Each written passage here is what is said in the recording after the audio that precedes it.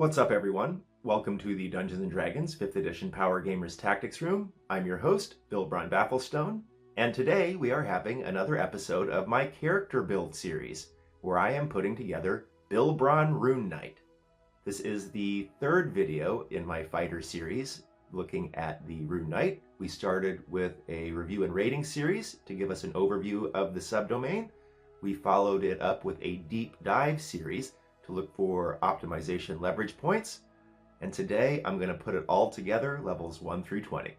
So let's take a look.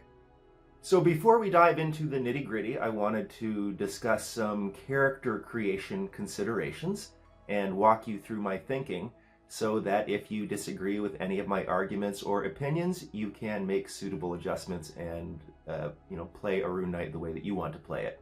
So I do want to pursue grapple and shove specialization. It's just too integrated into the Rune Knight class abilities to ignore. So I am going to be planning for it even though I don't have Giant's Might as of yet. The basic tactic will be to shove them down so that they are prone and then grapple them so they can't get up. Of course, I will do plenty of shoving personally.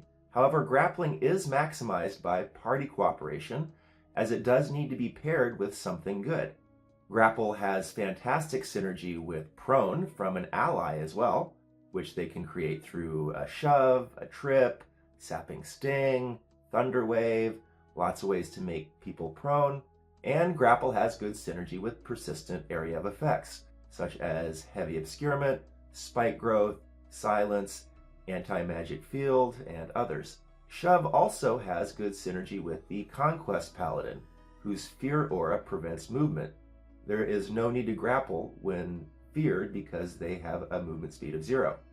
However, there is bad synergy with obscurement and ranged attack allies, because ranged attacks are at disadvantage versus prone. In any case, work with your party to maximize the grapple benefits, because while shoving them down yourself and grappling them so that everyone in your party can attack them at advantage is very nice, you will get the most out of grapple by working with your party members. That's usually how it is in Dungeons & Dragons. The race that we will go with is Simic Hybrid. Simic Hybrid is a fantastic race for grapplers. They have 60-foot dark vision, so they will not be fully reliant on the Storm Rune and its 120-foot dark vision. The Simic Hybrid race gains a climb speed, or glide, at 3rd level, and it will gain grappling appendages at 5th level, which are basically 2 extra arms that are sticking out from your regular arms in the shape of tentacles or claws. Now note that the bonus action grapple, when making unarmed strikes, is a natural weapon that does d6 plus strength, and you can use your regular attack action to grapple without damage if you prefer. This only applies to the tentacle and not weapons. You cannot get the bonus action grapple unless you hit with the tentacle. The bonus action grapple follows immediately after hitting. Hitting implies the bonus action grapple can't be used following a shove attack. However, ask your DM, because it would be very helpful if in a single attack you could shove and then activate your bonus action grapple. And finally note that the Simic Hybrid with all of those arms is the only creature in the game that can grapple up to 4 creatures at once, or it can grapple 2 creatures and keep both of its hands free. For weapons, I decided to go with the Halberd. First, ask your DM about using a shield with your tentacle at 5th level, while still keeping both hands free and using a tentacle to use the shield. Rules as written, the tentacles cannot use specialized equipment. That's pretty ambiguous. Rules as written, when I look it up, it does seem like shields aren't supposed to be allowed, but you never know, ask your DM. The Halberd will allow us to use reach to extend our threatened squares. It will synergize with kiting, and it really synergizes with the large, huge, or gargantuan size that you can achieve with the Rune Knight abilities. I've put a little chart on the screen to show you the math. I've highlighted in blue what the Rune Knight can expect when using a halberd. Size large, with a reach weapon, 32 squares threatened, and controls a 6x6 area. That is massive. That is very cool. and that's why we're using a halberd. The halberd will also enable Polearm Master and Great Weapon Master as options. Great Weapon Master is a fantastic option, as your grapple and shove specialization is expected to create lots of attacks at advantage. However, Polearm Master is suboptimal, because this class suffers some serious bonus action clog at middle and higher levels, as we will see. And I decided to go with this after considering all of the other fighting options. Fighting unarmed is possible, because at level 5 you get natural weapons. However, it's suboptimal for levels 1 through 4, and it's suboptimal as a main attack because the tentacles are unimpressive d6 plus strength damage. Then long term, they can't get magical item bumps. You're never going to find a magical tentacle, and they can't really benefit from any strong fighting styles or feats like Great Weapon Master if you go unarmed. The unarmed fighting style is underpowered for the Simic hybrid because part of that feat is creating a natural weapon, whereas the Simic hybrid already has a natural weapon. Finally, the unarmed fighting approach lacks reach, and that fails to maximize the effect of the Giant Smite size bump. So I didn't want to go in that direction. Then I considered sword and board or two-weapon fighting, but that would significantly reduce the DPR, as they would not be eligible to take Great Weapon Master. Our DPR is already suboptimal. We are going to be devoting a lot of attack actions to shove, which does 0 damage. We will also be devoting many of our attack actions to the tentacle, so that we can get that bonus action grapple, and that only does a d6 plus strength. Giant Smite does add a damage bump that will mitigate that a bit, but I still want to pursue Great Weapon Master, and so sword and board and two-weapon fighting weren't really appropriate for that. They also lack reach, so that's also, again, going to fail to maximize the effect of Giant Smite. And two-weapon fighting is going to have a hard time finding bonus actions to devote to the offhand attack. The Rune Knight suffers from severe bonus action clog. I will tell you all about that here shortly. So I am willing to sacrifice the potentially magic shield AC bump to improve my DPR to par.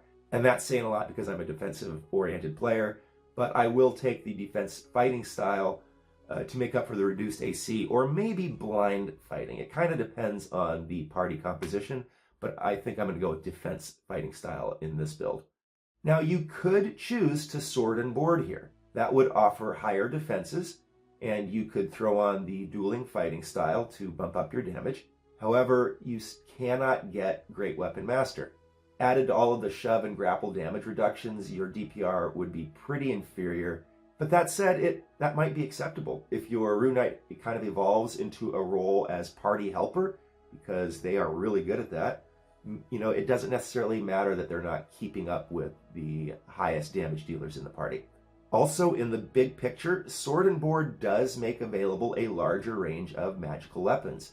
There aren't too many magical halberds out there, and there are lots of powerful swords like Flame Tongue and Sun Blades that you can use that will make up for the DPR loss of Great Weapon Master. And when you combine it with the Giant Smite damage bump, that might be acceptable DPR for you. There are a few ways you could go here, but I chose to go with the halberd. And finally, I did consider archery specialization, but that just seemed to me to marginalize the shove and grapple specialization, and it just seems to me that archers are more suited for battle masters, samurais, or arcane archers. So all that said, let's put this together. I've put on screen Bilbron Rune Knight at level 1. So we can see that he will start with 13 hit points.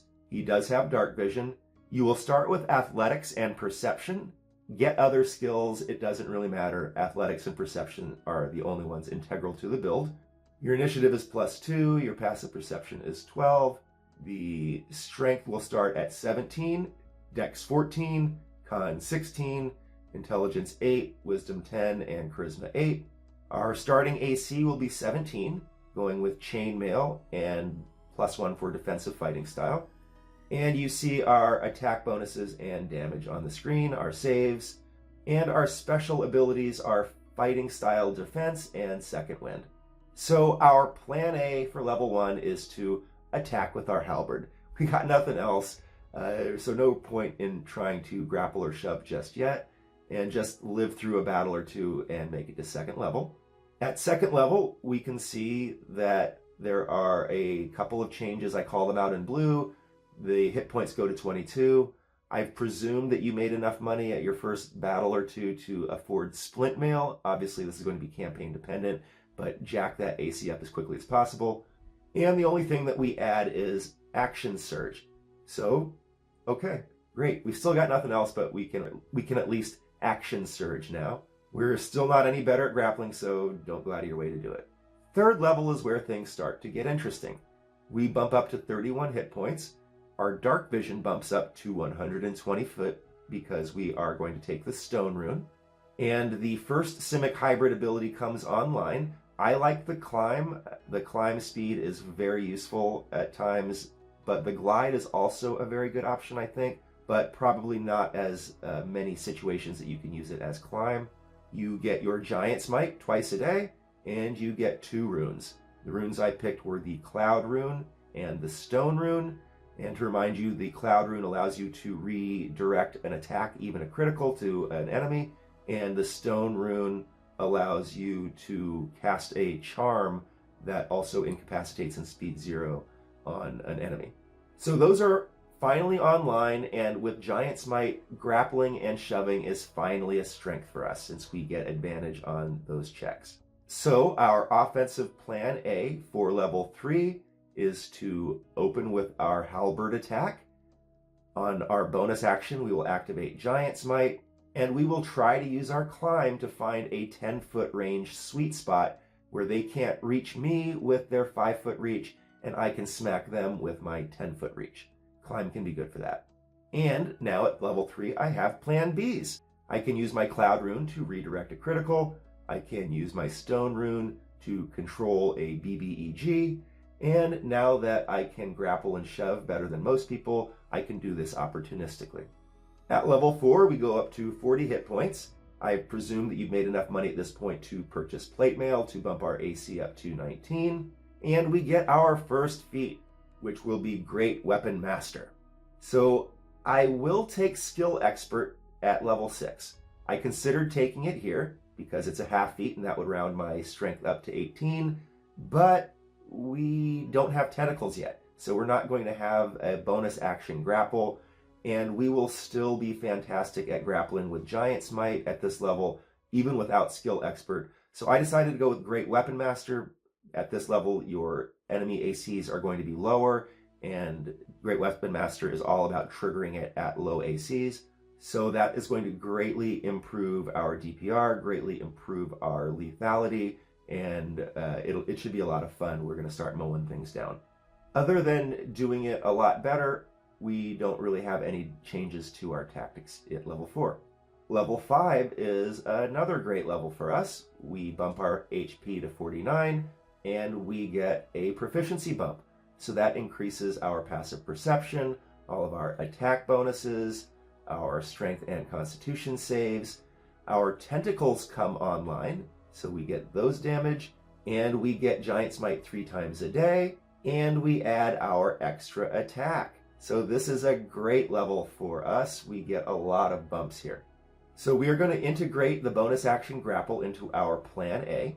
So you can't use your tentacle attack and bonus action grapple on round 1 because you need bonus action to activate your Giant Smite, and you don't want to shove without that grapple because they'll just get up. So on round 1, you need to start with 2 halberd attacks and activate your Giant Smite.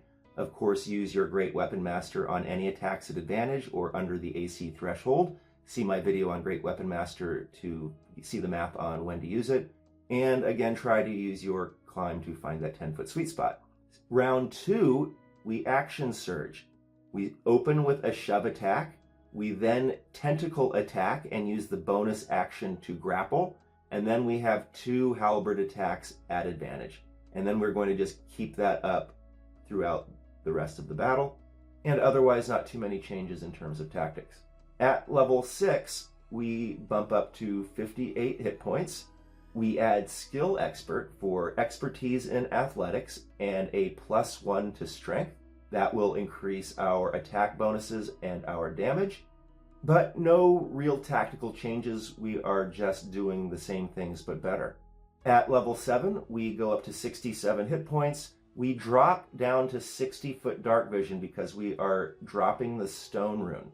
We add runic shield, and we add a couple of new runes. The hill rune and the storm rune come online. So we want to take those right away. Those are super powerful runes, and we now have 3 runes. So I'm going with the cloud rune, the hill rune, and the storm rune, but you could choose to opt for the fire rune if you'd rather. Now you can self-generate your advantage on attacks with the storm rune for 1 minute. It is only 1 attack per round, but you also have the option to use your reaction on runic shield if instead your ally eats a critical, or you could use the cloud rune. Once the storm rune is exhausted, then fall back on runic shield. The storm rune is more powerful and also consumes a reaction, so clogs with runic shield. In fact, there is serious reaction clog with this subdomain.